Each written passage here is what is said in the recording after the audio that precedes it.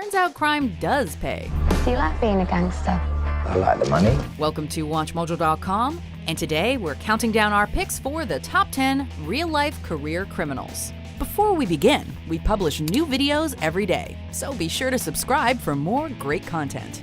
For this list, we'll be looking at the most charismatic, disturbed, and ruthless people ever to make a living by breaking the law. Number 10.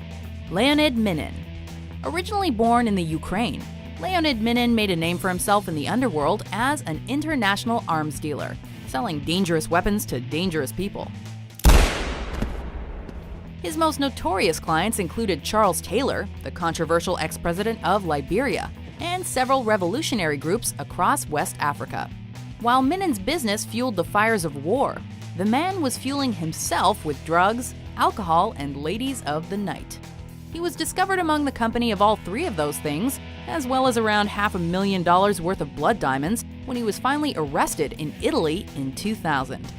Number 9. Charles Ponzi. You don't always need a gun to rob people blind. He was arrested. Charles Ponzi? It was a swindle, from start to finish. Styling himself as a businessman, Charles Ponzi swindled millions of dollars from his investors with a plan that involved redeeming postal reply coupons from other countries for postage stamps in the United States, which could then be sold to make a profit.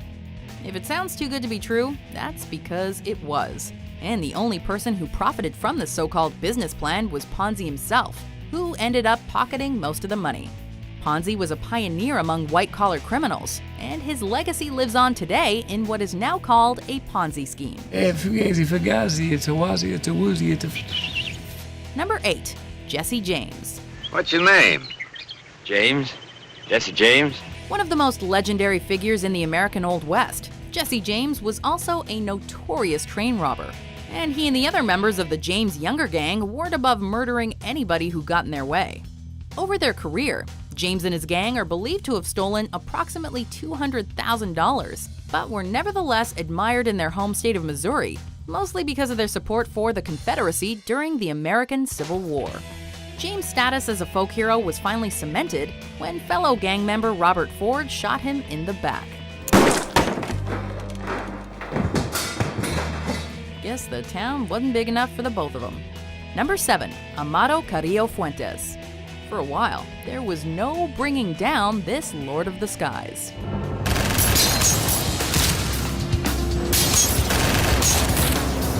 Amado Carrillo Fuentes was the leader of Mexico's Juarez cartel, a position he obtained by assassinating the group's previous boss, Rafael Aguilar Guajardo. Fuentes was known as El Señor de los Cielos, thanks to the giant fleet of planes he used to transport cocaine around the world. He was also one of the wealthiest criminals in history, with a net worth estimated at over $25 billion US. Fuentes died in 1997 from complications during the plastic surgery he was getting to hide from authorities. Number 6. James Whitey Bulger. He is a predator in every sense of the word. You gotta be wicked smart to evade the authorities for as long as this Southie. Born in Boston, James Bulger quickly made a name for himself as a young ne'er-do-well, known for stealing and getting into fights. Nicknamed Whitey by the local constabulary because of his light blonde hair, Bulger eventually moved up in the underworld, becoming the boss of Boston's Winter Hill Gang, where he was responsible for crimes that ranged from extortion to arms trafficking. Bottom line is Bulger has to be caught, and the sooner the better. This has gone on long enough. In 1994, Bulger went into hiding and wasn't apprehended until 2011 at the ripe old age of 81. Number 5. Jean-Bernard Lasneau. Sometimes the biggest criminals can be hiding in plain sight. Originally born in France, Jean-Bernard Lasneau was a wanted man in several European countries during the 1980s and 90s due to his arms trafficking, which broke several international trade embargoes. You traffic arms. Trade. Lasneau went on the run to avoid capture and eventually resurfaced in Florida, where he brazenly continued conducting his illegal business from the comfort of his extravagant condo. He even had his own publicly accessible website, where anyone could buy a fighter jet or a machine gun as long as they had the cash and the proper papers. After disappearing in 2002, Lasneau was finally arrested in Switzerland that same year. Number 4. Meyer Harris Mickey Cohen. Find these bastards. Kill them all. Kill their families. You don't have to act in a movie to be a Hollywood star. Just ask Mickey Cohen, one of the most infamous mob bosses Los Angeles has ever seen. A scrappy fella who originally worked as muscle for the mafia during Prohibition, Cohen worked his way up the organization's ladder until he reached the top. Always a snappy dresser, Cohen was as good a publicist as he was a gangster. He knew how to play the media and give even his most heinous actions a positive spin. It's no wonder then that Cohen was only ever arrested for tax evasion, despite having been guilty of far worse crimes. Mr. Cohen, you're under arrest.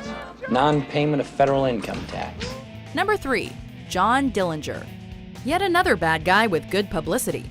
John Dillinger was a Depression-era bank robber whose penchant for breaking the law was complemented by his love of the spotlight. What is it exactly you do for a living? John Dillinger, rob banks. Dillinger was very fond of playing Robin Hood, stealing from the rich banks and giving his spoils back to the people. Hell, the whole country thinks you're a goddamn hero.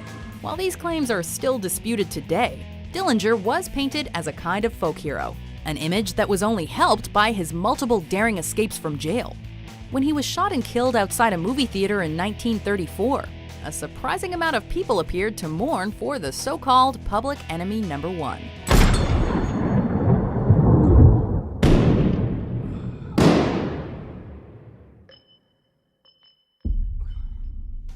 Number 2. Pablo Escobar. Formerly the main purveyor of Colombia's other addictive substance, Pablo Escobar wore many hats during his tenure in the Colombian-based Medellin cartel, including drug lord and terrorist. Yo soy Pablo Emilio Escobar Gaviria. Mis ojos están en todos lados. Escobar's massive drug empire allowed him to become not only one of the most powerful people in his native country, but also one of the wealthiest men in the world, according to Forbes magazine. Escobar was able to keep his wealth thanks to his ruthless pragmatism, and he was always willing to bribe, bump off, or bomb anyone that got in his way. The violent man met a violent end in 1993 when he was shot during a rooftop chase. Before we unveil our number 1 pick, here are some honorable mentions.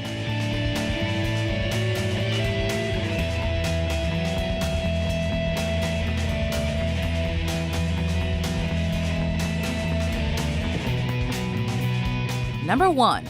Al Capone. He's the man who put the organized in organized crime.